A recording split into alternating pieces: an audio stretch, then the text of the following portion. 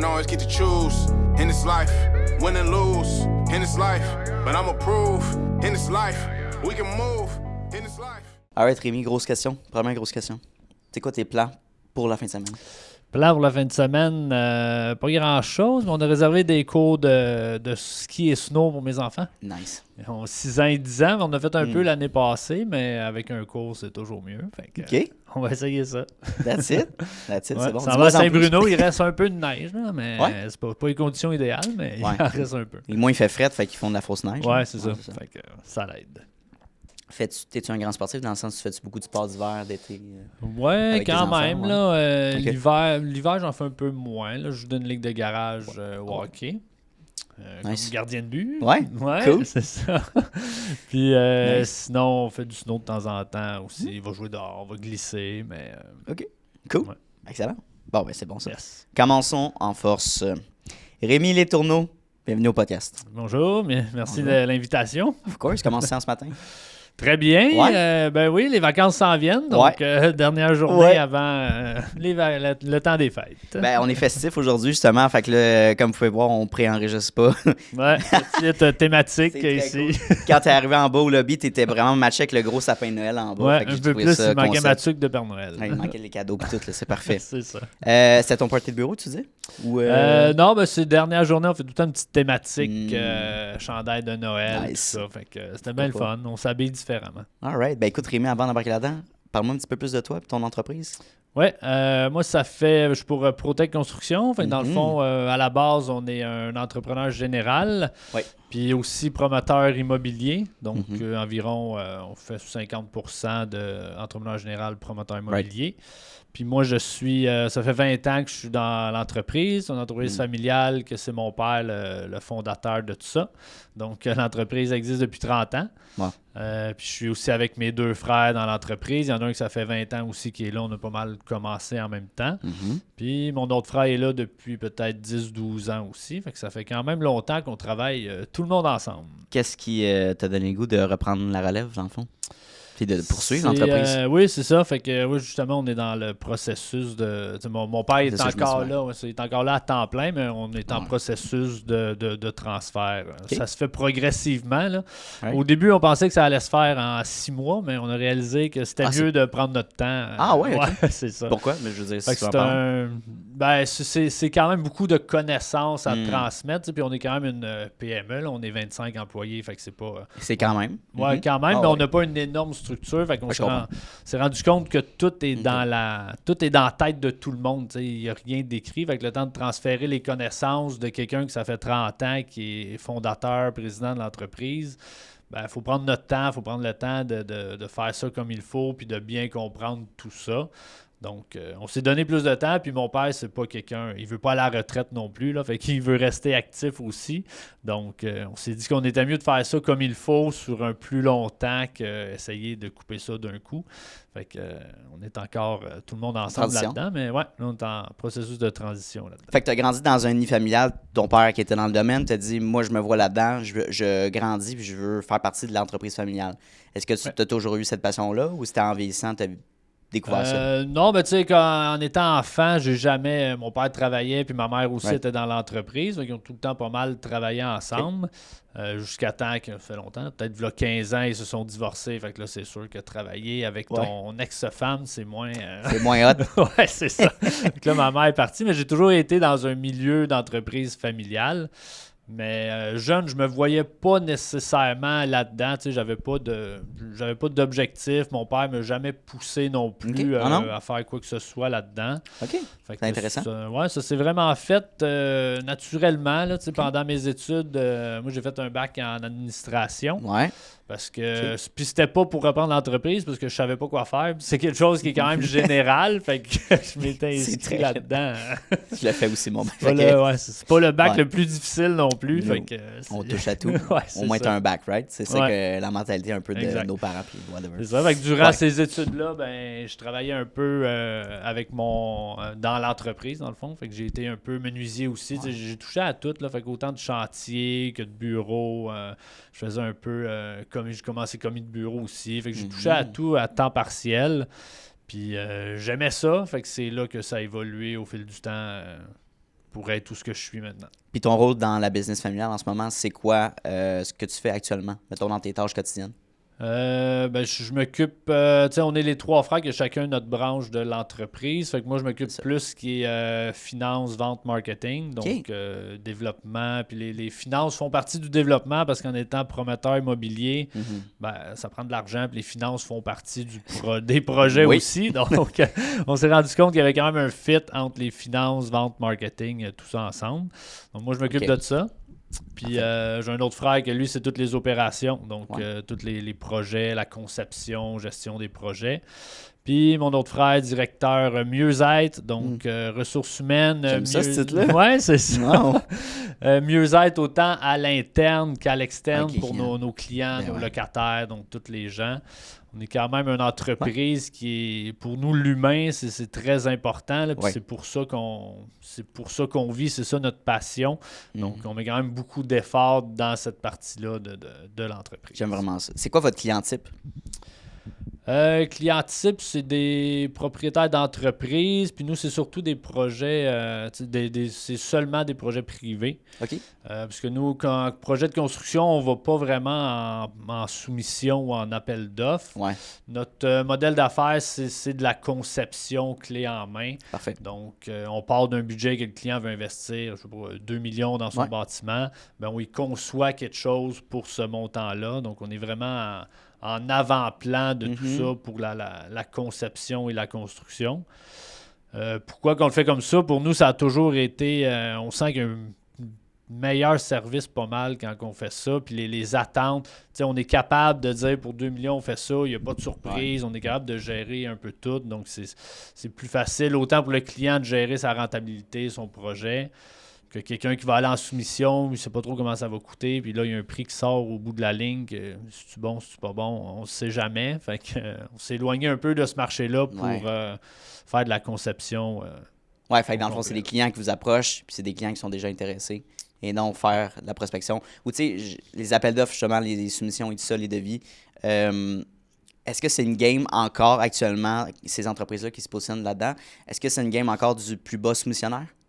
Oui, c'est seulement ça. En donc 2024, c'est pour ça oui, c'est encore comme ça. Wow. Fait que, en soumission, on choisit, en tout cas, 90% des gens vont choisir le moins cher parce que c'est dur de comparer, là, parce que tu as un plan, tout le monde pense, bon, c'est la même affaire, tout le monde a soumissionné sur un plan, mais un plan ne contient pas 100% des informations du projet. Donc c'est pas avec qui t'as affaire. Non, c'est ça. On prend pas ça en compte, la guess. Puis, tu sais, t'as beau soumissionner sur un plan. Avant d'avoir fait le plan, il y a peut-être 1 ou 2 ans de conception. Le client parlait aux architectes, il a dit plein de choses. Là, toi, t'arrives, il faut que tu soumissionnes en 2 semaines sur un plan. Il a beau avoir 20 pages, mais t'as pas les informations depuis 2 ans de tout ça.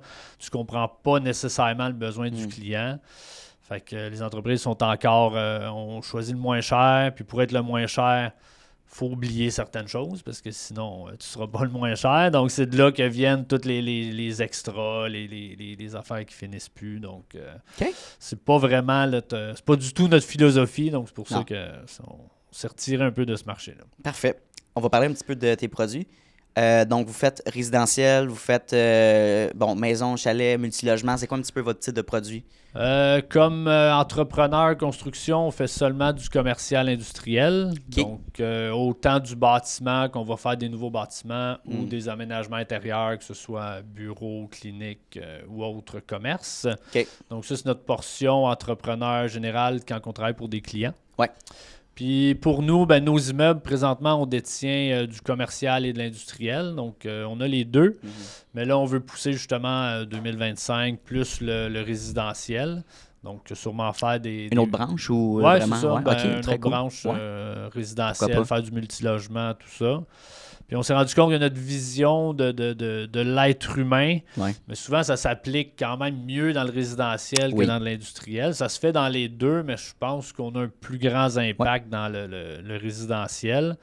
Puis là, notre objectif 2025, c'est ça, c'est de développer des projets, puis s'inspirer un peu. Je sais pas si tu as vu le documentaire sur Netflix, là, des Blue Zones, les zones bleues. Ils ont analysé certains endroits dans le monde où les gens vivaient, c'était des centenaires, donc ils vivent 100 ans et plus. Ils sont encore en santé, ils marchent, ils courent. Donc c'est des gens très en santé, ils sont de bonne humeur. Fait que c'est des communautés, dans le fond, dans le monde qui vivent bien et longtemps.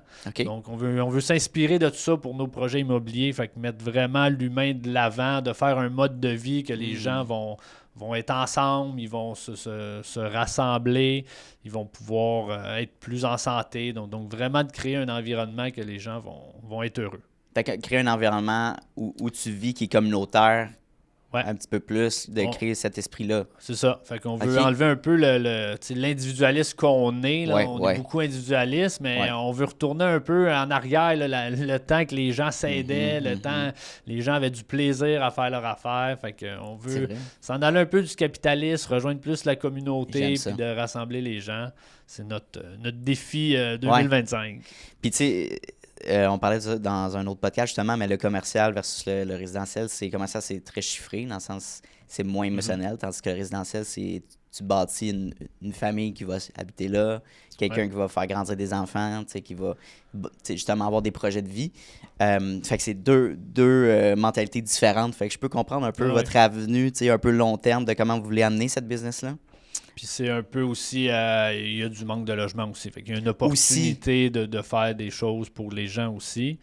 Puis d'y aller vraiment intergénérationnel. Il faut que à ce point-là, les jeunes se mêlent aux plus vieux, de créer vraiment une communauté. Parce que les résidences de personnes âgées, c'est quand même malheureux parce qu'il y en a beaucoup qui sont tout seuls.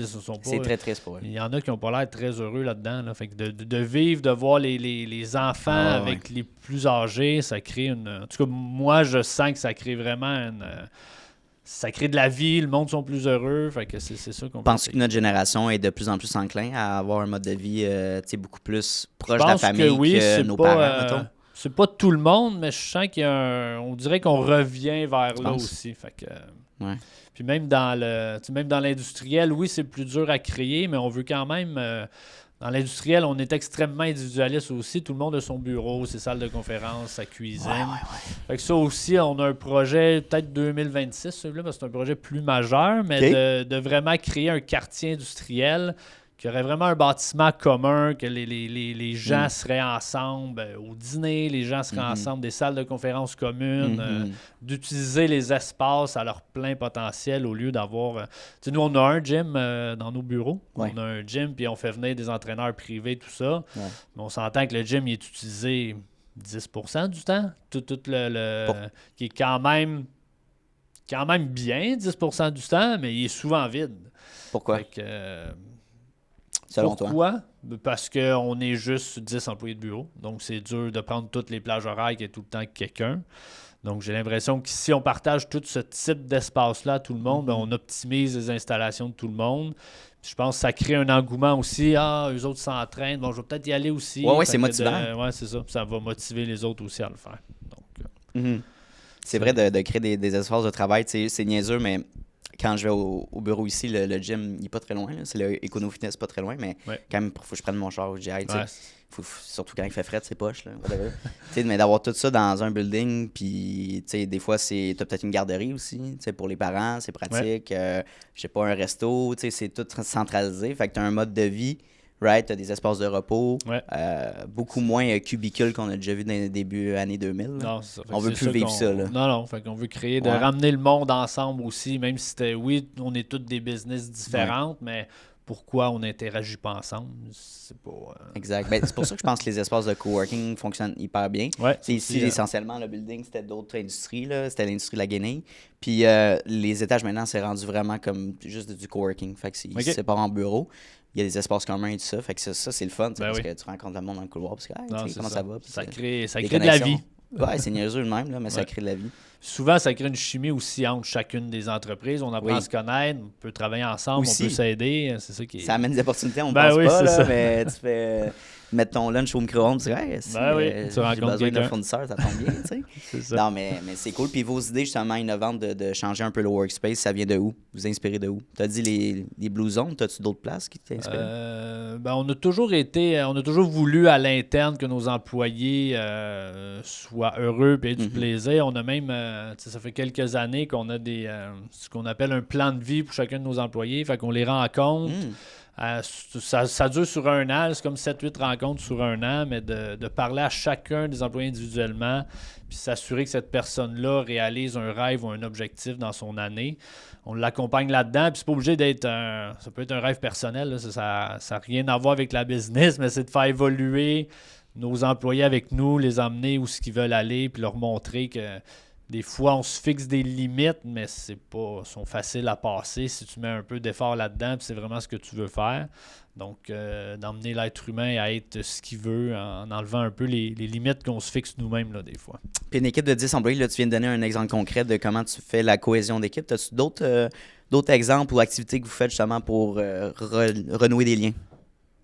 Oui, on fait beaucoup de choses. C'est sûr, nous, on est aussi une entreprise 100% en présentiel. Là. Il n'y a pas aucune distance. Okay. Non, pas de télétravail, à moins que quelqu'un est malade, il va faire une journée de télétravail, c'est correct. Là, on a les installations pour le faire, mais il n'y a pas de journée de télétravail fixe ou peu importe. Ça peut être un frein aux employés, peut-être. Ben, c'est sûr, dans ton édition, on s'entend qu'il faut que tu sois là. Les gars de chantier, les menuisiers, tout ça, c'est normal. Là, c'est pas en télétravail.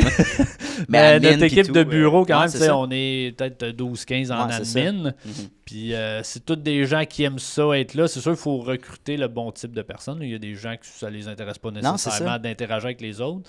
Mais en choisissant le type de personnes qui ont cette culture et ces valeurs-là, mais ça crée vraiment une bonne chimie. Puis les gens, ils adorent être au bureau. Là. Fait que, est-ce que tu dirais que c'est difficile d'aller engager un plus jeune travailleur, justement, parce qu'il considère ça? Nous, on n'a aucune difficulté. Là, quand on affiche quelque chose, on reçoit des dizaines de CV très bons. Cool. Donc, on a toujours le choix. La dernière personne qui est rentrée il y a un an, 22 ans, tout le temps là. Fait que c'est pas... On dirait que c'est pas tant l'âge, c'est peut-être une culture, une mentalité des gens. Fait que c'est...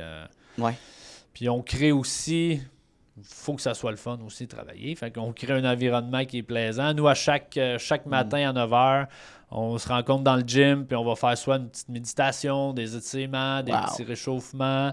On se partage nos wins de la semaine. Fait qu'on on prend tout le temps un 5 à 10 minutes à chaque matin pour faire quelque chose tout le monde ensemble. Puis ça, je pense, ça fait partie aussi de ce qui nous réussit. Comment ton père voit ça? Parce que lui, c'est une autre génération. Dans le sens, les employés, dans son temps, c'était comme... on te paye, puis je veux dire, t'es loyal à l'entreprise. Non, mais il est vraiment, pour son âge, il est pas si vieux, il a quand même 61 ans. C'est pas super vieux, là, mais... Non, il est vraiment là-dedans, lui aussi, puis des fois, c'est ça, c'est impressionnant. Le monde, il le voit méditer. Lui, il est beaucoup dans la méditation. Il a toujours été dans la spiritualité, pour lui, ça a toujours été quelque chose de super. C'est quelqu'un qui a été très, très malade en bas âge. Là. À 15 ans, il a eu une tumeur au cerveau. Il est passé des années dans les hôpitaux. Je pense que c'est ça qui l'a amené à croire à quelque chose puis qui est ce qui est devenu. Fait que c'est vraiment lui qui nous a transmis ça. T'sais, des fois, oui, cette génération-là ne sont pas toutes là-dedans, mais lui, je pense que ça vient de lui qu'on est comme ça aussi. Fait que... C'est quoi les aptitudes que tu cherches quand tu mets une offre d'emploi chez un candidat? C'est quoi les aptitudes? Peut-être Attends, qu'est-ce que tu cherches au niveau des soft skills puis des hard skills? Fait que les compétences personnelles puis les compétences techniques. Ouais, nous, on est beaucoup plus dans ce que la personne est que ce qu'elle connaît. Nous, on n'engage jamais quelqu'un qui a... pas que j'engage pas quelqu'un qui a un diplôme, mais je veux dire, ça n'a pas d'impact pour nous qu'il y ait un diplôme ou non. On n'est pas tant dans l'étude, c'est plus la façon que la personne est. Est-ce que la personne veut... Puis nous, une de nos valeurs d'entreprise, c'est le mieux-être. Fait que est-ce que la personne veut évoluer en tant qu'humain? Est-ce qu'il est prêt à changer? Fait que c'est vraiment ça qu'on regarde. Puis on en voit des fois des gens, c'est juste la performance, lui, il veut juste faire de l'argent, mais ça ne fit pas avec nous. Est-ce que tu es capable de l'identifier assez rapidement ou faut que tu l'embauches? Des fois, c'est dur. En entrevue, c'est difficile, mais souvent, là, ce qu'on se rend compte, c'est depuis 1 ou 2 ans, on est plus présent à ces réseaux sociaux et ces choses-là. Fait que les gens voient ce qu'on fait, puis ça attire naturellement le monde qui pense comme nous. On en parle beaucoup de nos valeurs, le mieux-être, qu'est-ce qu'on fait, qu'est-ce qui est important pour nous. Fait qu'à partir de ce que les gens voient à l'externe, ben là, ils appliquent chez nous parce qu'ils voient qu'est-ce qu'on est. Donc, je pense que ça l'aide à trouver les bonnes personnes. Mis à part le salaire, tu viens de dire toucher un bon point. En tout cas, dans notre génération, j'ai 25 ans. Bref, pour aller travailler dans une entreprise, on cherche au niveau de l'horaire, au niveau du salaire, mais surtout les valeurs aussi de l'entreprise. Est-ce que ça fit avec moi? Est-ce que je vais pouvoir m'entendre puis avoir des bonnes connexions, discussions avec le propriétaire ou mon superviseur? Oui, c'est ça. La flexibilité. Parce que tout s'apprend dans la vie. Ce qui est technique, ça s'apprend, mais de changer un être humain, tu peux le changer à 15-20 %, mais tu ne seras pas capable de... Quelqu'un qui ne veut pas évoluer puis qui veut pas grandir un peu dans le mieux-être, il fera. Peut-être qu'il va s'ouvrir une petite parcelle, là, mais il ne viendra jamais le gourou du mieux-être, même si tu essaies de le changer. Fait que je pense que c'est ça qui est important quand on choisit quelqu'un. C'est intéressant. Fait que le podcast va sortir en 2025. C'est comme un petit peu tes prévisions. Tu m'as dit, bon, OK, la branche résidentielle. Est-ce que tu as d'autres marchés qui t'intéressent? Tu veux aller développer un petit peu plus le côté anglophone canadien ou tu veux rester local pour le moment? Non, nous, on est vraiment local. Là. Même, on est Grand Montréal. Mais même là, on se rend compte avec le tunnel, toutes ces choses-là. Même travailler, nous, la plupart de nos employés, on est en présentiel. Donc, la plupart des gens ils habitent proches. J'engage pas quelqu'un de Laval, on est sur la Rive-Sud. On sait qu'il ne restera pas longtemps si on l'engage, fait que ça vaut pas la peine. Fait que même nos chantiers, on essaie de se concentrer plus sur la Rive-Sud pour 2025, ce qui fait partie aussi de nos menuisiers, nos gars de chantier sont toujours sur la route, fait que ça fait partie aussi de la qualité de vie. Là, quand tu as 2 heures à faire pour aller travailler puis revenir, c'est pas agréable pour personne. Fait qu'on essaie de concentrer notre marché sur la Rive-Sud. Je pense qu'il y a quand même assez de développement pour vivre seulement de la Rive-Sud. Fait que c'est de choisir nos projets par rapport à ça. Puis autant on va développer un peu du résidentiel, ce qu'on n'a pas fait. Donc, aller un peu là-dedans, mais le reste, conserver aussi commercial industriel. Pourquoi? On a touché un sujet là au début de l'épisode, le manque de logement. Pourquoi tu penses qu'il y a un problème aussi flagrant au Québec par rapport à ça? C'est une bonne question. J'ai de la misère à le trouver. Pourquoi? Il y a beaucoup de gens, mais pourquoi il manque de logement? Peut-être que beaucoup de gens qui se divorcent, ça ne doit pas aider non plus. Là. Fait que, avant, tout le monde vivait en famille et était ensemble, mais là, il y a beaucoup de gens qui ont besoin de 2. Dans un... Ouais, c'est ça, ils ont besoin de 2 logements. Je pense que ça a peut-être un impact là-dedans. Oui, l'immigration aussi, on s'entend. C'est plus de monde qui rentre, il faut plus de logements. On s'entend qu'il manque de main-d'œuvre, fait que là, le monde veut le rentrer, mais là, il n'y a pas de logement. On dirait que c'est une boucle. Mais c'est une partie bureaucratie, dans le sens avoir des bons corps de métier, oui, les permis, c'est-tu lent et compliqué bâtir des projets immobiliers? Oui, c'est sûr. Là, tu touches un bon point aussi. Effectivement, parce que tu es dans le domaine, tu le vis. Il y a beaucoup de réglementation. On essaie de faire des choses des fois, puis parce que c'est pas écrit dans le règlement, là, ça prend des mois pour faire des choses. Je pense que ça, oui, ça fait partie d'un problème. On sent que ça change. Les villes veulent évoluer là-dedans, mais ils n'ont pas tous les pouvoirs nécessairement. C'est vrai, ils n'ont pas le gros bout du bâton. Non, là, c'est le ministère de l'Environnement. C'est d'autres affaires encore plus loin qui sont plus dures. De gérer tout ça, c'est sûr, c'est pas facile, mais je pense que ça prend une bonne communication, collaboration, de montrer qu'est-ce qu'on veut faire. Puis en faisant des projets qui sont peut-être différents, des fois, ça peut peut-être changer. On a aussi un projet là, ça, c'est son travail là-dessus, mais c'est extrêmement difficile là, de faire de l'agrohabitation. Donc, de se servir des terres agricoles que souvent, il y en a qui ne sont pas cultivées, là, qui sont là de même. Fait que nous, ce qu'on aimerait faire, c'est que les gens habitent une maison, mais sont obligés de cultiver une parcelle de la terre. Puis ça, ce que ça fait, c'est que les terrains agricoles ne valent pas une fortune. Ça vaut beaucoup moins cher qu'un terrain résidentiel. Donc, ça donnerait accès au logement. En même temps, les gens cultiveraient. Fait que c'est ce qu'on appelle... Ils vivraient un peu... il y aurait des revenus de location de l'agriculture. OK. Puis en bâtissant une maison sur une terre agricole, ça coûte même moins cher parce que ton terrain coûte pratiquement rien. Fait que d'amener... Mais ça, de faire comprendre ça à une ville, que c'est vraiment de l'agriculture là, qu'on veut faire. Là. Chaque personne qui habite sa maison devient un agriculteur. Donc, ça, ils ont de la misère à comprendre ça. Fait que ça peut être difficile. Le pro de l'agriculture, c'est des grosses terres, c'est des machineries, tu sais, ça Ouais, se c'est ça. se fait pas à la main. Ouais. Mais nous, avec notre concept, tu sais, tout ça se ferait à la main, puis en nos... C'est pas le but de planter ses propres légumes puis être autosuffisant. Là. C'est dans le sens d'être une business. Ça là. fait, ouais, c'est ça. Ben, tu sais, Faire des le revenus par rapport à petit, ça, là. mettons qu'on aurait une vingtaine de maisons, là, Ouais, tu mettons. pourrais s'autosuffire là-dedans, mais il y a du Ouais, revenu ouais. supplémentaire qui se crée Ok. et qui est vendu aussi. Puis en cultivant, en étant un cultivateur, Ouais. pas à temps plein, là, mais t'as une portion de ta vie de cultivateur, ça te permet de bouger aussi, ça te permet de rester en santé. Fait que c'est pas juste l'avantage de l'agriculture, c'est l'avantage sur l'humain aussi là-dedans. OK. Mais ça, c'est vraiment, il y a beaucoup de freins de réglementation là-dedans. Fait que ça fait Ah, ouais. peut-être déjà 3 ans qu'on essaie de développer ça, mais je pense qu'on en a encore pour 7-8 ans. Donc, OK, juste pour rendre ça réglementaire. ouais, c'est ça, Ah, d'essayer des réglementations, la CPTAQ. OK. Parce qu'il y a déjà eu, puis je comprends qu'il y a de la réglementation, parce Ouais. qu'il y a déjà eu des abus de gens qui ont dit qu'ils faisaient ça, mais ils l'ont pas fait pour vrai. Ils ont fait des maisons, des condos, puis ils ont perdu la terre agricole. Fait que de superviser ça. Ouais, genre, fait que je comprends qu'il y a une réglementation. Tu sais, je suis pas contre, Mhm. c'est juste qu'il y a des fois, il faut faire confiance aux gens aussi Ben. qui ont des idées qui sont différentes des autres. Mais Quel genre de profil d'acheteur qui va vouloir un mode de vie comme ça?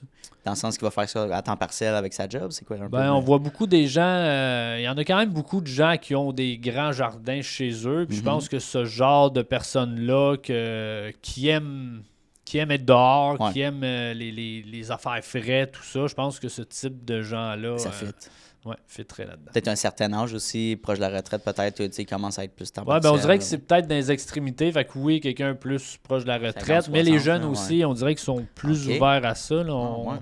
On a justement la personne qu'on a engagée, Mhm. nous, est vraiment. C'est quelqu'un, il y a 0 déchet chez eux, donc elle ne produit aucun déchet. C'est quand même très impressionnant. Zéro, ouais, c'est ça. Zéro. C'est Elle n'a pas de difficile, là. poubelle, elle n'a pas de compost.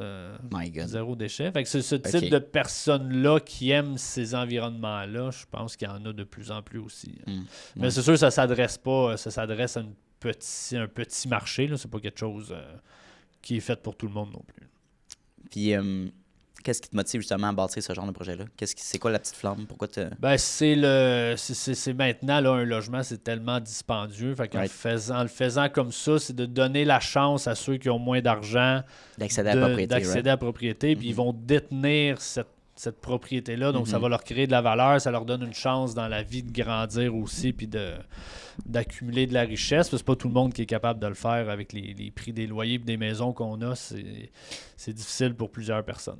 Actuellement, le prix de l'immobilier est vraiment cher. Fait que, qu'est-ce que tu conseillerais justement à un jeune qui est tout seul, qui veut s'acheter une première propriété ou qui veut se faire construire, tu sais, qui ne sait pas un peu c'est quoi ses options? Ben là, on le Right. voit de plus en plus, là, des gens qui le font colocataires, deux bons amis, 2 bonnes personnes qui se En groupe, connaissent, c'est ça. parce que tout seul, là, c'est pratiquement pas possible. Même à là. deux, Fait on que, s'entend, ouais, là. des fois, même à deux. Genre en ça peut être couple, là, dur, tu sais, je veux juste faire une petite parenthèse parce que c'est pertinent, mais mon demi-frère, qui avec sa conjointe, bref, sont les 2 professeurs, puis ils ont 2 bons salaires, I guess. Ouais.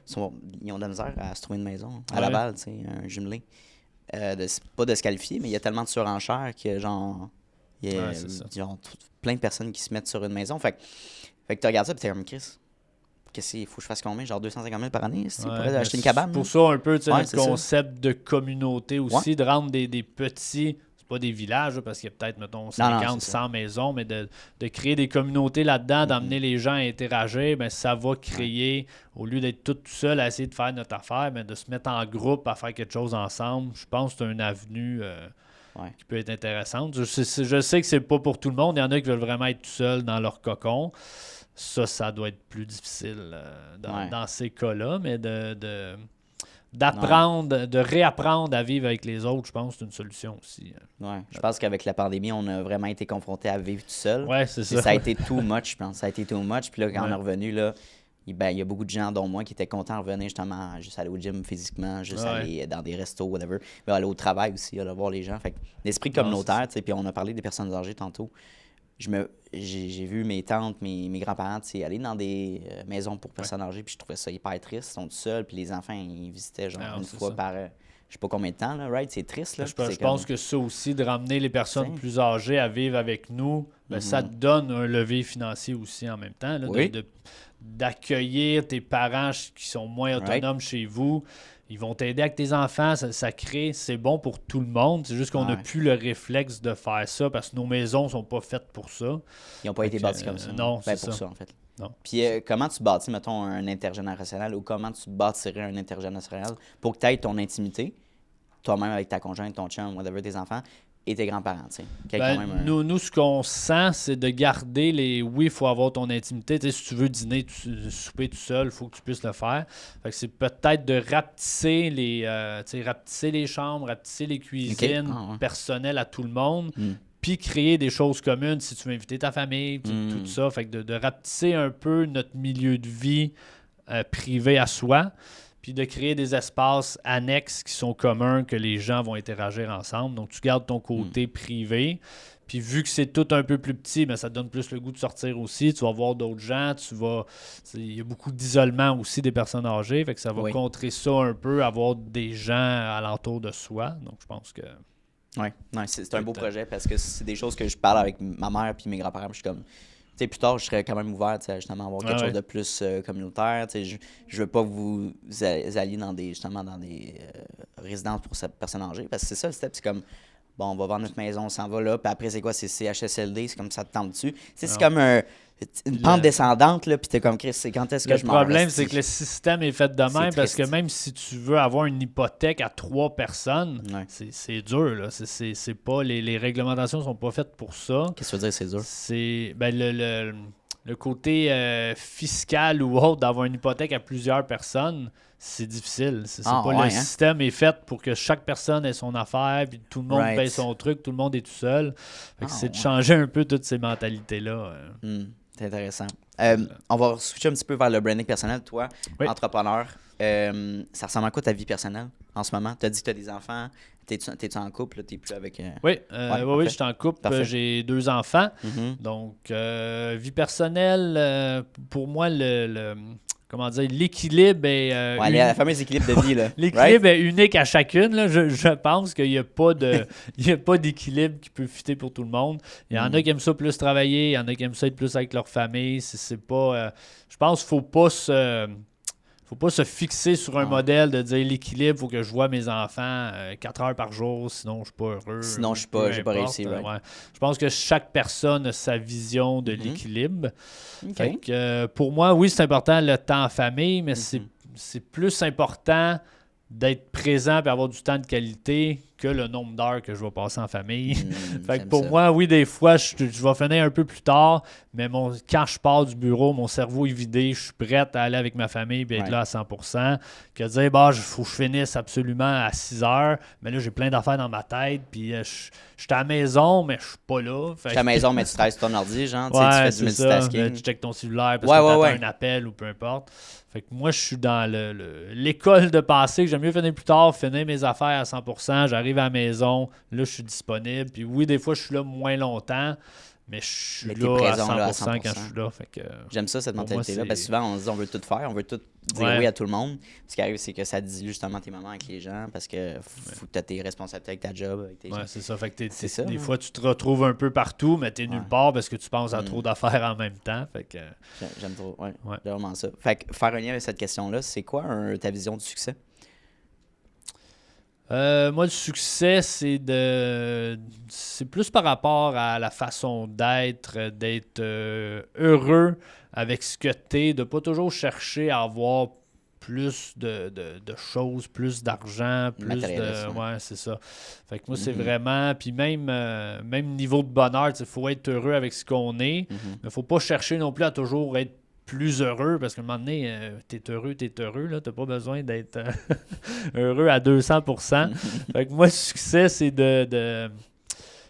d'apprendre à vivre de ce qu'on est. Puis oui, il faut se donner des objectifs, il faut évoluer, c'est correct, mais c'est pas ça la finalité de la vie. Fait que c'est d'être heureux, d'être entouré de gens aussi qui ont un peu la même vision, de voir la vie plus facile que ce qu'on est habitué de la voir.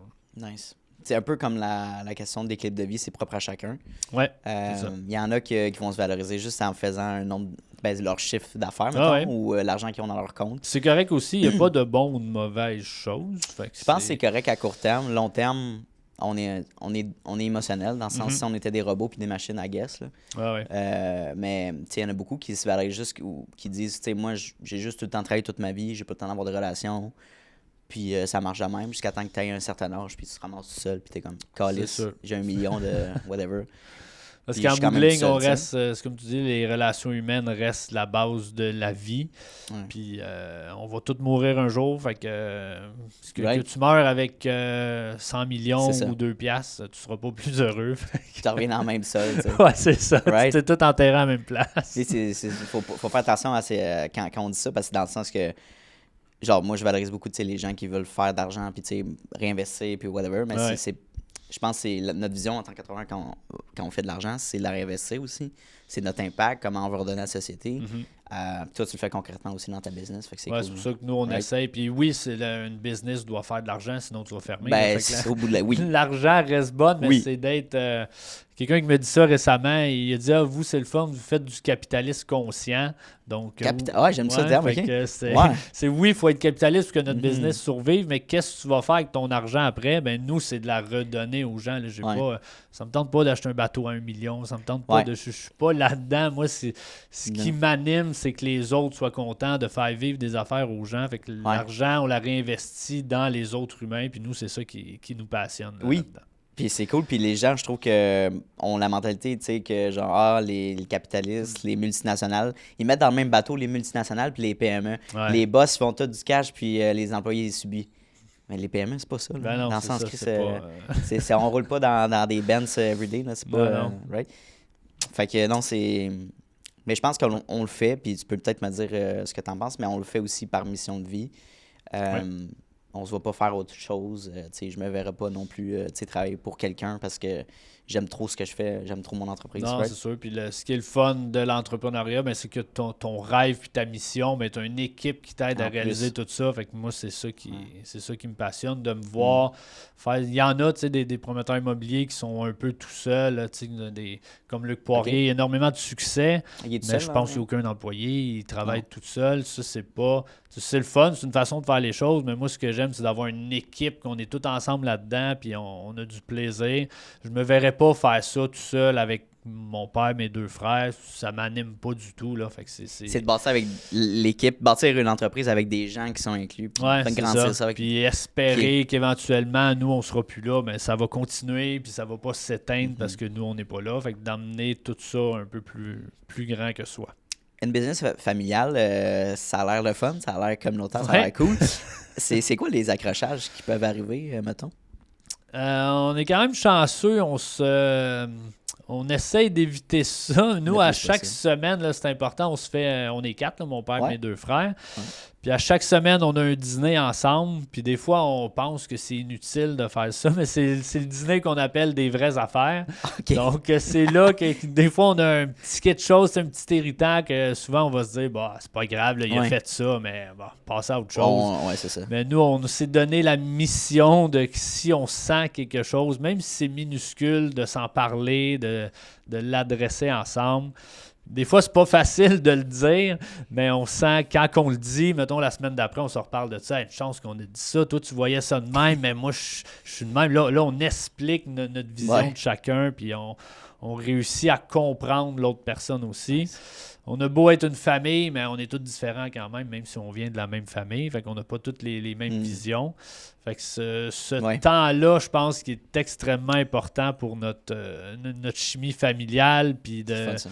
d'aimer se voir aussi en dehors. Là. Noël s'en Ouais, vient, ben plein ouais. de parties de Noël, mais il Ben ne faut ouais. pas se saillir un et l'autre. Là. Ça n'a pas de sens. Fait que nous, c'est important de garder aussi notre Nice. esprit personnel, familial là-dedans, malgré l'entreprise. Je vais t'amener une bonne question par rapport à ça, les soupers de Noël. Est-ce que c'est difficile de ne pas parler de business? Parce que vous Non, travaillez tout le temps c'est ensemble? quand même très facile parce que, tu sais, Ok. on a des conjoints d'autres personnes que quand tu parles business, ils sont pas intéressés ben à ce que Ben tu non. dis. Fait que C'est ça. puis je pense qu'en ayant des enfants, ça l'aide aussi, tu sais, ça crée de la Oui, vie, ben ça oui, crée ben plus oui. de gens.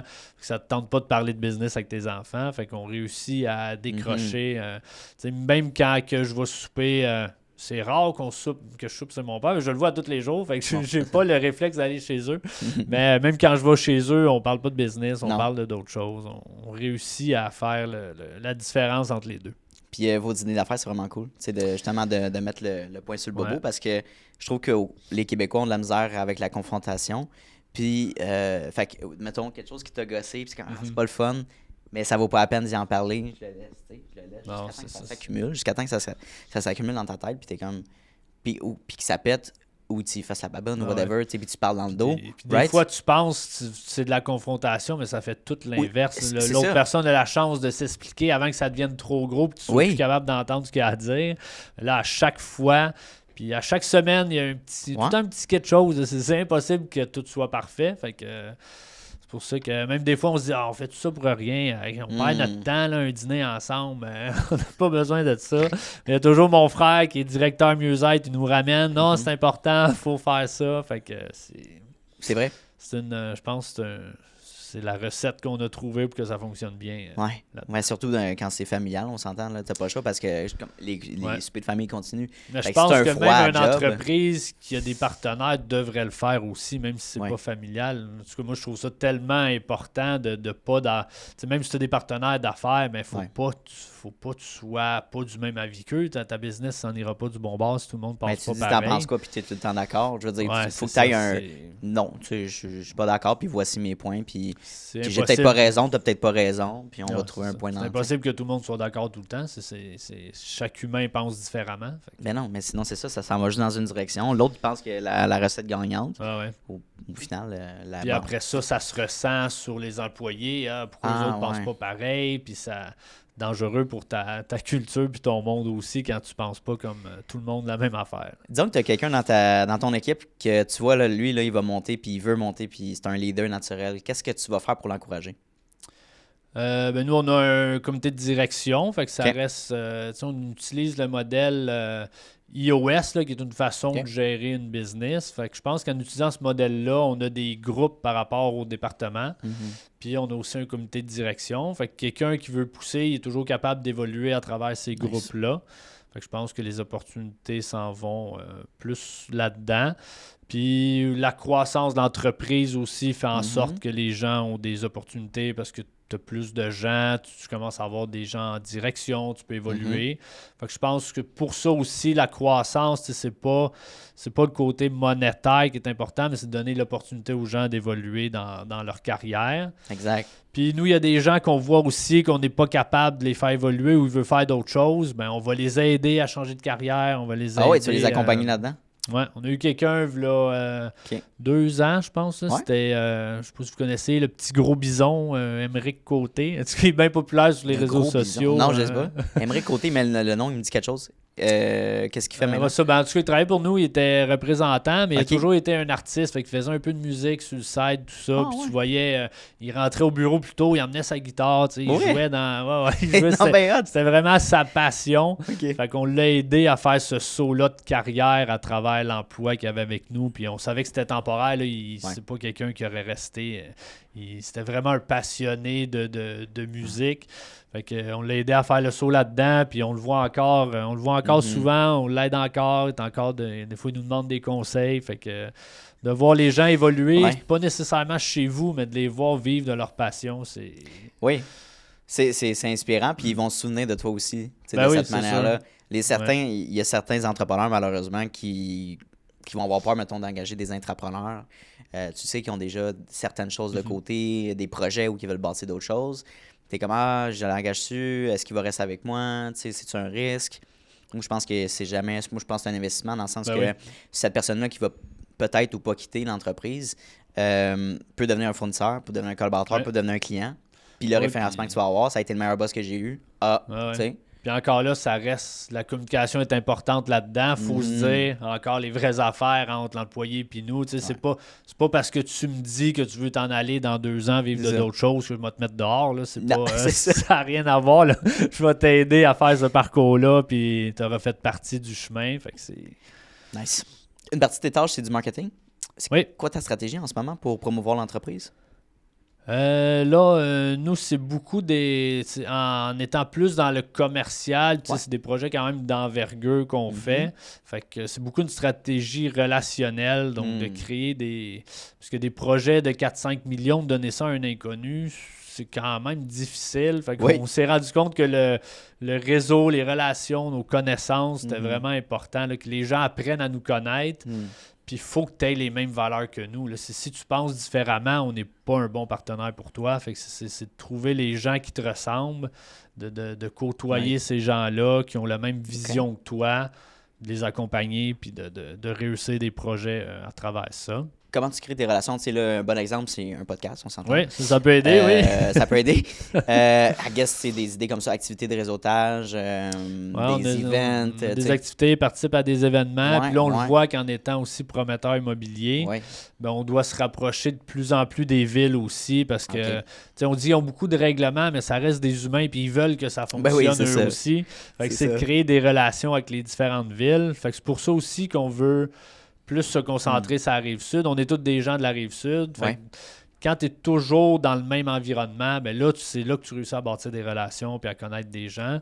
Parce que si j'essaie de bâtir dans 200 villes différentes, je ne connaîtrai pas personne puis je vais toujours faire affaire avec je vais m'éparpiller. Ça va toujours être des nouveaux individus.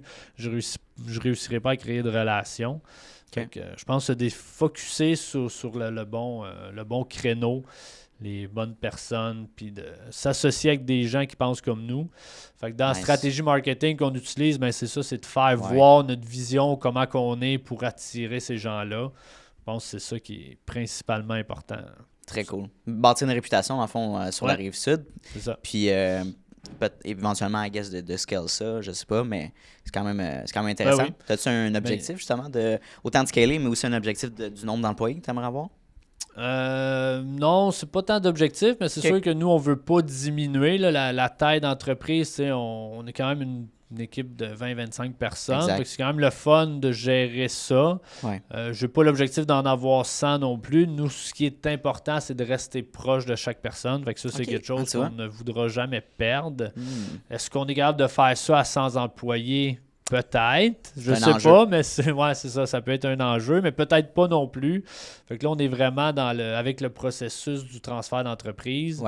Ben, on est en train de créer un peu ce qu'on appelle la Bible ProTech, là, donc de vraiment connaître c'est quoi qu'est-ce qui fait que l'entreprise fonctionne réellement.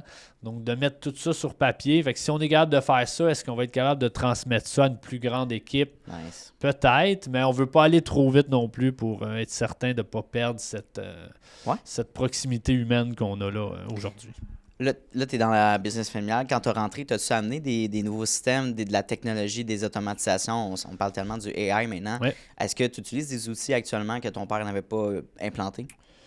Oui, puis ça, c'est quelque chose qu'on innove toujours. Donc, au début, nous, ça fait... le cloud, ça fait longtemps que ça existe. Là. Le cloud, fait que nous, on est 100% Google, mais ça fait quand même, je pense... 12 ans qu'on a implanté ça. Fait qu'au début, on était pas mal des premiers à travailler sur le cloud. Google Workspace, puis tout, le cloud, c'est quand même impressionnant. Ça va faire 12 ans qu'on utilise ça. Fait que ça a été une technologie qui nous a aidé beaucoup parce qu'en ayant différents chantiers, pour nous, c'est dur faut être sur le cloud parce que sinon, nos contremaîtres, nos surintendants, nos menuisiers, ils ne voient rien. Tout doit être imprimé. Tu as de la misère à gérer un peu tout ça. Fait que c'est ça qui nous a fait faire le saut. Très cool. De se rapprocher de nos chantiers aussi puis qu'eux aient l'information en direct puis que ce soit facile. Un ordinateur sur un chantier de construction, c'est pas le meilleur outil. Là, ils sont souvent sur leur téléphone. Que ça soit facilement accessible sur le site, dehors avec leur gant, whatever. Fait que là, on a implanté ça. Là, on est aussi en pleine implantation là, de gérer un peu plus les équipes avec le logiciel Monday. Oui, très cool ça. On est en train d'implanter ça là, puis de lancer ça bientôt. Fait que ça aussi, d'aider à la collaboration de tout ça, d'avoir toutes nos tâches, diverses choses, de travailler ensemble là-dedans. Puis de aussi se partager, puis ça l'aide à mettre en place tes idées, ta tête aussi. Fait que travaille là-dessus. Puis là, il y a Gemini aussi, fait que l'intelligence artificielle avec Google. Fait que on utilisait beaucoup de ChatGPT, mais on s'est rendu compte que Gemini, lui, était capable d'aller voir tout dans ton environnement Google Workspace. Fait qu'il est capable de te connaître beaucoup mieux. Donc là, on va faire le changement entre les deux pour... Centraliser puis simplifier, justement, tu sais, garder la même... Ouais, c'est ça, être dans la même interface. Ouais, c'est ça, je pense j'allais dire, que ouais, exact. ChatGPT, Gemini, ils ont chacun leur Ouais, ouais, avantage c'est et inconvénients, mais il faut que tu restes dans ton environnement. C'est plus facile à travailler, Clairement. puis ils Surtout vont dans apprendre un à mieux te business. connaître aussi. Fait que... Parle-moi du projet que tu es le plus fier, que tu as bâti. Il y en a plusieurs, mais notre fierté, ma fierté, c'est surtout nos projets immobiliers qu'on fait pour nous-mêmes. Il y en Pour a- vous-même? Ouais, ben, nos projets immobiliers qu'on détient, dans le fond. OK. Il y en a-tu un en particulier? Non, mais c'est l'environnement qu'on réussit à créer là-dedans. Tu sais, même chez nous, on a comme 2 bâtiments industriels communs. Ouais. Ben, là, on a créé un jardin de permaculture. Donc, c'est un jardin, mais qui s'entretient un peu tout seul, qui est commun aux 2 bâtiments. Hmm. Fait que, essayer de créer des cohésions d'équipe. Fait que moi, les projets qui me passionnent le plus, c'est ceux-là. Ceux-là qu'on va mettre vraiment l'humain de l'avant puis qu'on réussit à créer une petite communauté. Tu sais, même si c'est pas... on se connaît pas tous à 100%, mais tu sais, on se croise de temps en temps, on apprend à Ouais. connaître l'autre entreprise. Fait que je pense que ce qui me passionne, c'est vraiment ça Nice. dans ce qu'on fait. Ouais, c'est beau, c'est une belle réponse. Ouais. On arrive déjà à la fin de l'entrevue, Rémi. J'ai une dernière Super. question pour toi. Disons que tu avais ton podcast. Disons qu'on jase business, c'était ton podcast. Ouais. À la place que ça soit moi ici qui était assis à côté de toi, c'était un Rémi de 18 ans. Qu'est-ce que tu lui dirais? Qu'est-ce que tu lui conseillerais?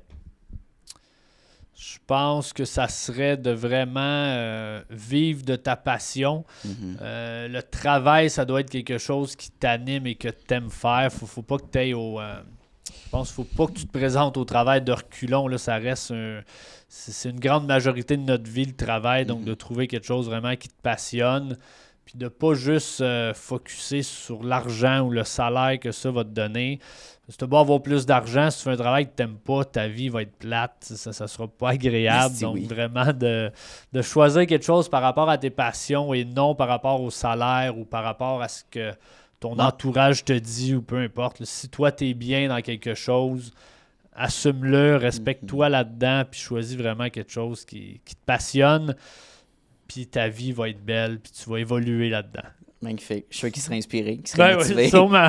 Espérons. Où est-ce qu'on peut contacter pour travailler avec toi? Du site internet prodeconstruction.ca.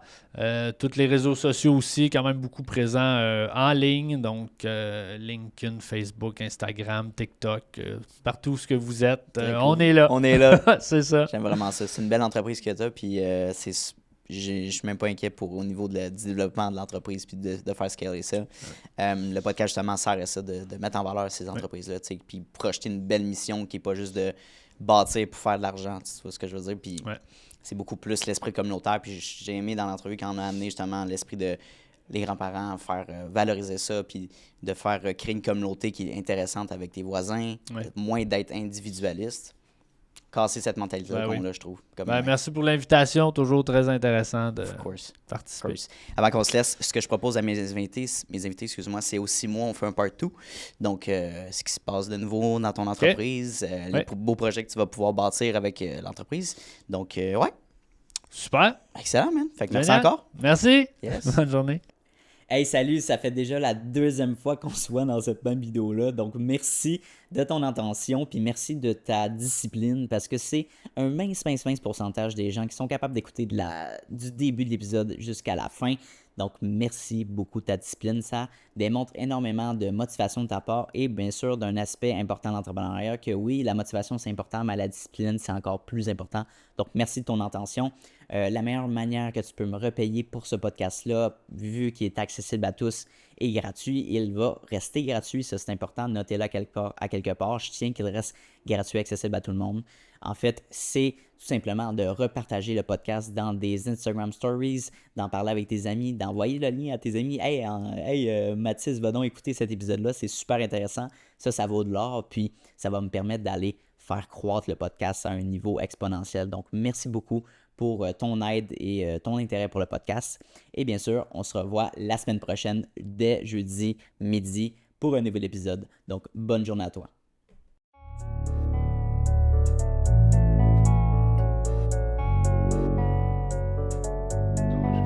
You don't always get to choose in this life win and lose in this life. But I'ma prove in this life we can move in this life.